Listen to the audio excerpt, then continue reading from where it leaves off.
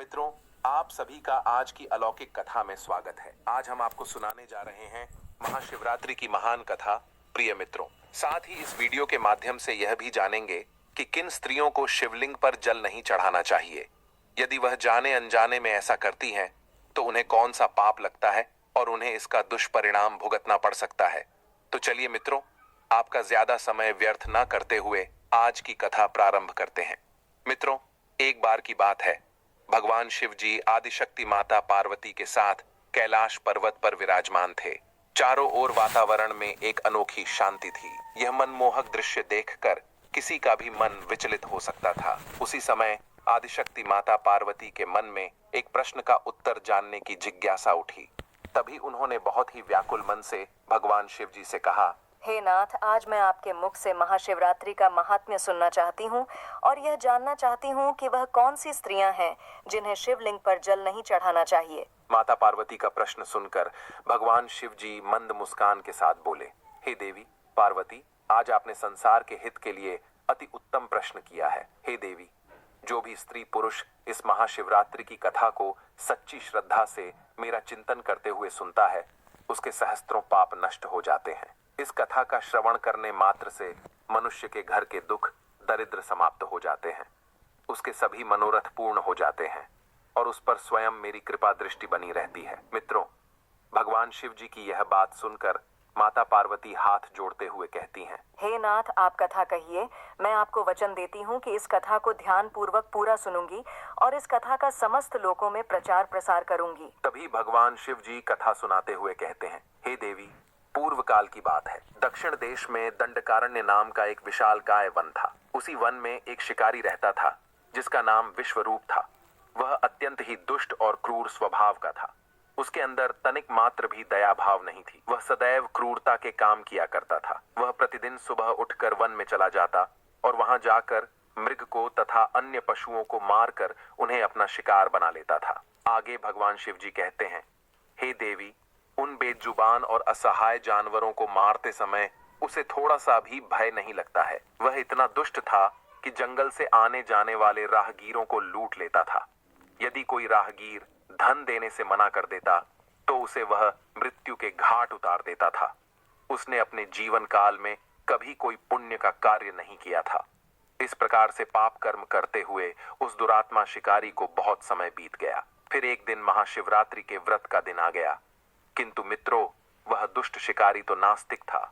उसके अंदर भगवान के प्रति कोई श्रद्धा भाव तो थी नहीं, इसलिए उसे महाशिवरात्रि व्रत के बारे में कुछ भी नहीं पता था। जब वह सुबह उठा तो उसकी पत्नी और माता पिता भूख से पीड़ित होकर उसके पास आए और उससे विनती करते हुए बोले, हे वृक्षक, हम सबको बहुत भूख लगी है, कृपया जंगल से जाकर कुछ खाने के लिए ले आइए। अपनी पत्नी और माता पिता के निवेदन करने पर वह शिकारी तुरंत उठा और झोपड़ी के अंदर गया।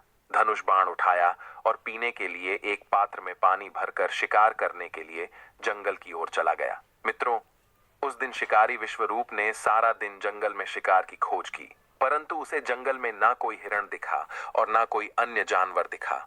वह दिन भर हाथ में धनुष लेकर जंगल में इधर उधर घूमता रहा, लेकिन उसे भोजन की प्राप्ति के लिए कोई भी जानवर नहीं मिला और इधर शाम भी हो रही थी। भगवान सूर्यदेव अपने प्रकाश की अंतिम लालिमा बिखेर रहे थे। यह देखकर वह शिकारी बहुत व्याकुल हो उठा और सोचने लगा, आज तो कोई भी शिकार नहीं मिला। घर में बच्चे मेरे आने की राह देख रहे होंगे। मेरे माता पिता जो भूख से व्याकुल होकर मेरी राह देख रहे हैं, उनका क्या होगा? उनकी क्या दशा हो गई होगी? उनके लिए मुझे कुछ न कुछ भोजन लेकर ही घर लौटना चाहिए, अन्यथा वह भूख के कारण अपने प्राण त्याग देंगे। यह सोचकर वह शिकार की खोज में जंगल के भीतर चला जाता है। तभी उसकी नजर एक सरोवर पर पड़ी। सरोवर को देखकर उसके मन में खुशी की उमंग जागृत हो उठी और वह सरोवर के समीप खड़ा होकर सोचने लगा, कोई ना कोई प्राणी सरोवर में पानी पीने के लिए आएगा। उसी समय मैं उस पर अपने धनुष बाण से प्रहार कर दूंगा और उसे अपना शिकार बना लूंगा। फिर उसे अपने साथ घर ले जाऊंगा। ऐसा निश्चय करके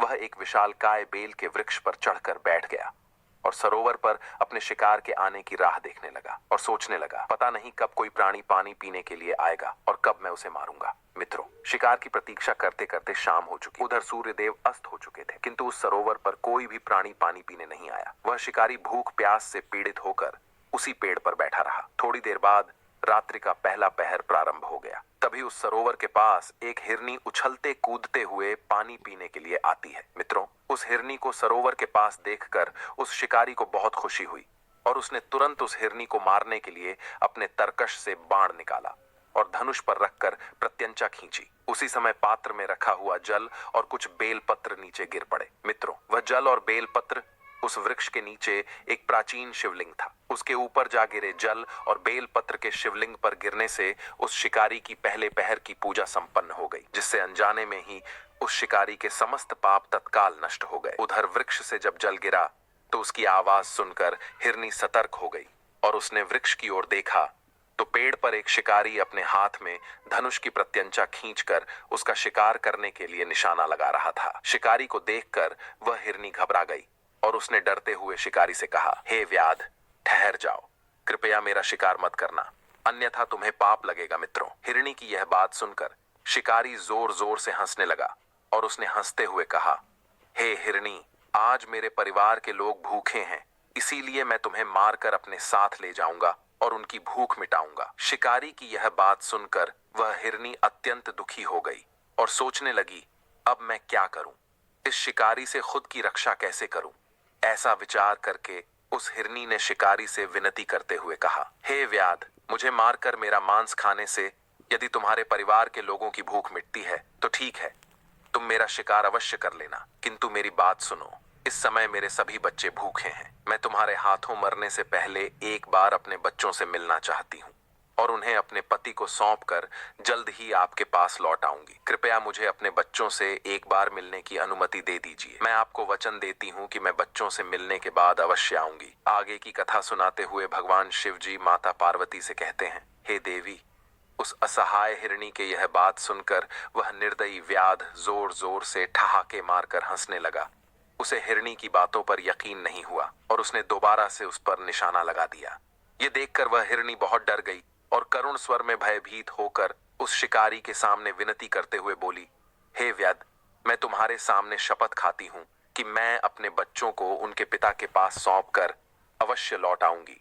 यदि मैं लौट कर नहीं आई तो मुझे ऐसा पाप लगेगा जैसे किसी ब्राह्मण को वेद ग्रंथों को बेचने पर लगता है और पति का अपमान करने वाली तथा व्यभिचार करने वाली स्त्री को जो पाप लगता है उससे भी कठोर पाप मुझे लगेगा। यदि मैं लौट कर नहीं आई तो मित्रों, ऐसी कठोर शपथ खाने के बाद वह हिरणी चुप हो गई।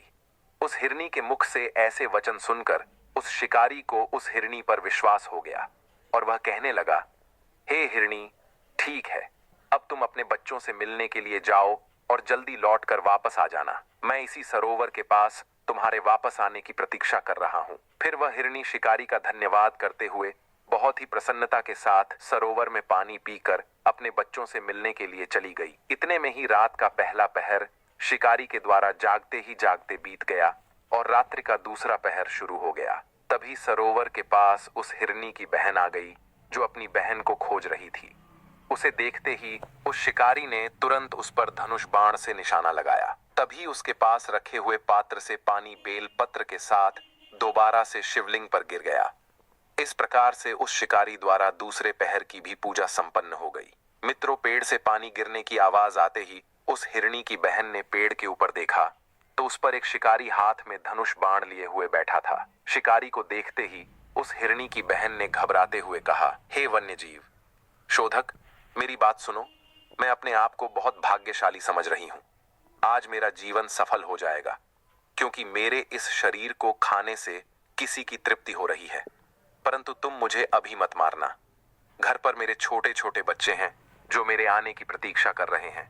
आप मुझे एक बार उनसे मिलने के लिए जाने दो, मैं उन्हें अपने पति को सौंपकर तुरंत लौट आऊंगी। फिर वह शिकारी कहने लगा, मुझे तुम्हारी बात पर विश्वास नहीं है, मैं तेरा शिकार अवश्य करूंगा, पहले ही मैं एक शिकार खो चुका हूँ। यह बात सुनकर वह हिरणी भगवान विष्णु की शपथ खाकर कहने लगी, हे वन्यजीव शोधक, मैं जो कहती हूँ उसे ध्यान से सुनो। यदि मैं लौट कर ना आऊं तो मैंने आज तक जो भी पुण्य किया है वह इसी क्षण नष्ट हो जाए, क्योंकि जो वचन देकर तोड़ देता है उसके सारे पुण्य नष्ट हो जाते हैं। जो पुरुष अपनी पत्नी को त्याग कर दूसरी स्त्री के पास जाता है, जो भगवान विष्णु का भक्त होकर भी शिव जी की निंदा करता है, जो अपने माता पिता का श्राद्ध नहीं करता, ऐसे लोगों को जो पाप लगता है वही पाप। मुझे लगे यदि मैं लौट कर ना आई तो मित्रों, उस हिरणी की बहन की बात सुनकर शिकारी का हृदय द्रवित हो उठा और उसने उस पर दया दिखाते हुए कहा, हे हिरणी, ठीक है, तुम जाओ और शीघ्रता से लौट कर आओ। फिर वह हिरणी की बहन भी जल पीकर अपने बच्चों से मिलने के लिए चली गई। इधर शिकारी उनके वापस आने की प्रतीक्षा करने लगा और धीरे धीरे रात्रि का दूसरा पहर भी समाप्त हो गया। अब रात्रि का तीसरा पहर आरंभ हो गया, किंतु वह दोनों हिरणी लौट कर नहीं आई। तभी उसकी नजर एक हिरण पर पड़ी। वह बड़ा ही तंदुरुस्त और हष्ट-पुष्ट था। हिरण को देखकर शिकारी बहुत खुश हो गया और उसने धनुष पर तीर चढ़ाया और निशाना लगाया। ऐसा करते समय फिर से थोड़ा सा जल और बेलपत्र नीचे शिवलिंग पर गिर गया। इस प्रकार उसके द्वारा भगवान शिव जी की तीसरे पहर की भी पूजा संपन्न हो गई। जब पेड़ के ऊपर से पत्तों की आवाज आई तो उस हिरण ने ऊपर की ओर देखा तो उस पर एक शिकारी धनुष बाण लिए हुए बैठा था। शिकारी को देखते ही वह हिरण घबरा गया और डरते हुए बोला, हे व्याध, आप यह क्या कर रहे हो? रुक जाओ। हिरण की बात सुनकर शिकारी रुक गया और हिरण से कहा, हे मृग, मैं अपने परिवार के लिए भोजन की तलाश में हूँ, इसीलिए अब मैं तुम्हारा शिकार करने जा रहा हूँ। तभी हिरण ने विनती करते हुए कहा, हे व्याध, अगर तुमने यहाँ पर आई हुई मेरी पत्नी और उसकी बहन को मार डाला है तो आप बिना विलंब किए इसी समय मेरे भी प्राण ले लो, क्योंकि उनके बगैर मैं जीवित नहीं रह सकता। जिस प्रकार से तुम्हारे लिए तुम्हारा परिवार महत्वपूर्ण है, उसी प्रकार से मुझे भी मेरा परिवार अत्यंत प्रिय है। यदि तुमने उन्हें जीवन दान दिया है तो मैं आपका आभार प्रकट करता हूँ और मुझे कुछ समय के लिए उनके पास जाने दो। मैं अपनी पत्नी से मिलकर वापस आ जाऊंगा। उस हिरण की ऐसी बात सुनकर शिकारी को बहुत आश्चर्य हुआ। उसके मन में रात भर का सारा घटनाक्रम घूमने लगा। वह हिरण से कहने लगा, हे मृग, तुमसे पहले वह दोनों यहाँ पर आई थी। वह भी ऐसे ही झूठे वचन कहकर गई है और अभी तक लौट कर नहीं आई है। अभी तुम खुद के प्राण संकट में देखकर झूठ बोलकर चले जाओगे और लौट कर नहीं आओगे। फिर मैं किसका शिकार करूंगा? मेरा परिवार तो भूखा ही मर जाएगा। शिकारी को क्रोध में देखकर उस हिरण ने कहा, हे व्याध, मैं जो कुछ भी कहता हूं उसे ध्यान से सुनो। मैं कभी झूठ नहीं बोलता। यह समस्त संसार विश्वास और सत्य पर चल रहा है। जिसके वचन झूठे होते हैं उसका पुण्य उसी क्षण नष्ट हो जाता है। इसीलिए हे व्याध, तुम मेरी प्रार्थना सुनो। शिवरात्रि में भोजन तथा सहवास करने से जो पाप लगता है, झूठ बोलने से जो पाप लगता है और किसी गरीब और असहाय का बलपूर्वक धन हड़पने से जो पाप लगता है, वही पाप मुझे लगे। यदि मैं लौट कर ना आऊं तो मित्रों, उस हिरण के ऐसे वचन सुनकर उस शिकारी ने कहा, हे मृग, ठीक है, तुम जाओ, अपनी पत्नी से मिलकर शीघ्रता से लौट कर आओ। फिर वह हिरण भी लौटकर अपने घर की तरफ चला गया। अब वह हिरण और उसकी पत्नी और उसकी बहन तीनों वचनबद्ध हो चुके थे। वे तीनों अपने घर पर आकर आपस में बात करने लगे। सबसे पहले हिरनी ने कहा, हे स्वामी, आपके बिना हमारे बच्चे जीवित कैसे रह पाएंगे? सबसे पहले मैंने उस शिकारी को वचन दिया है, इसीलिए केवल मुझे ही उसके पास जाना चाहिए। आप और मेरी बहन दोनों यहीं पर रहे। उसकी बात सुनकर हिरनी की बहन बोलने लगी, हे बहन, मैं तुम्हारी सेविका हूं, इसीलिए आज मुझे ही उस शिकारी के पास जाना चाहिए। तुम यहीं पर रहो। उन दोनों की बात सुनकर उस हिरण ने कहा, हे प्रिय, तुम दोनों यहीं पर रुक जाओ।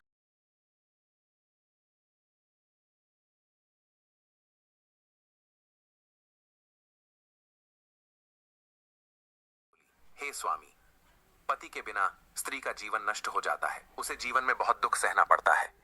इसीलिए हे स्वामी, हम आपके बिना नहीं रह सकते। हम भी आपके साथ चलेंगे। इतना कहकर हिरणी और उसकी बहन हिरण के साथ उस शिकारी के पास जाने लगते हैं। उन्हें जाते देख उनके बच्चे भी उनके पीछे पीछे जाने लगे। उधर वह शिकारी उसी वृक्ष पर बैठकर उनके आने की प्रतीक्षा कर रहा था। थोड़ी देर में हिरण अपनी पत्नी और उसकी बहन के साथ उसी स्थान पर पहुंच गया।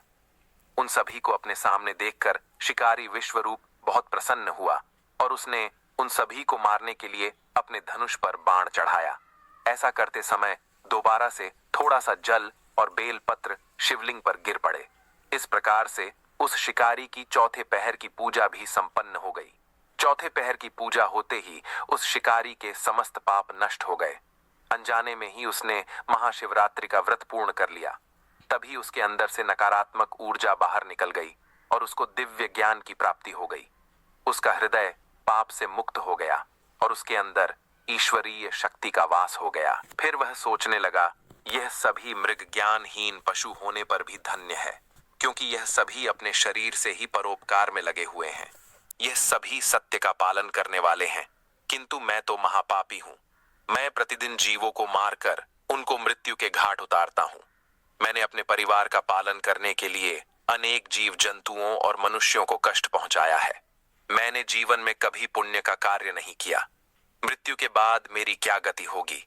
मैंने जन्म से लेकर अब तक केवल पाप और हिंसा किया है। इतना सोचकर उस शिकारी ने अपने धनुष को जमीन पर फेंक दिया और उन हिरणों से बोला, हे मृगो, मैं तुम्हारी सत्यवाणी से अत्यंत प्रसन्न हूं, इसीलिए अब मैं तुम्हारा शिकार नहीं करूंगा। तुम सभी अपने घर को लौट जाओ। शिकारी की मुख से ऐसे शब्द सुनकर सभी हिरण बहुत प्रसन्न हुए और उन्होंने शिकारी का आभार प्रकट किया। मित्रों, उसी समय भगवान शिव जी उस स्थान पर प्रकट हो गए। भगवान शिव जी को अपने सम्मुख देखकर वह शिकारी आश्चर्यचकित रह गया। उसे अपनी आंखों पर विश्वास नहीं हो रहा था। फिर भगवान शिव जी ने शिकारी से कहा, हे व्याध, मैं तुम्हारे व्रत से अत्यंत प्रसन्न हूं। तुम मुझसे कोई भी वरदान मांग सकते हो। ये सुनकर वह व्याध भगवान शिव जी के चरणों में गिर पड़ा और कहने लगा, हे प्रभु, आज मैं आपके दर्शन करके धन्य हो गया। अब मुझे कुछ भी पाने की इच्छा नहीं है। आपके दर्शन मात्र से ही मेरे जीवन का उद्धार हो गया। मैं धन्य हो गया। तभी भगवान शिव जी ने उस शिकारी से कहा, हे व्याध, अब तुम मल्ल राज्य में जाकर निवास करो और दिव्य भोगों का उपभोग करो और अपनी कुल को आगे बढ़ाओ। भगवान शिव जी की यह बात सुनकर व्याध विश्वरूप भगवान शिव जी को प्रणाम करता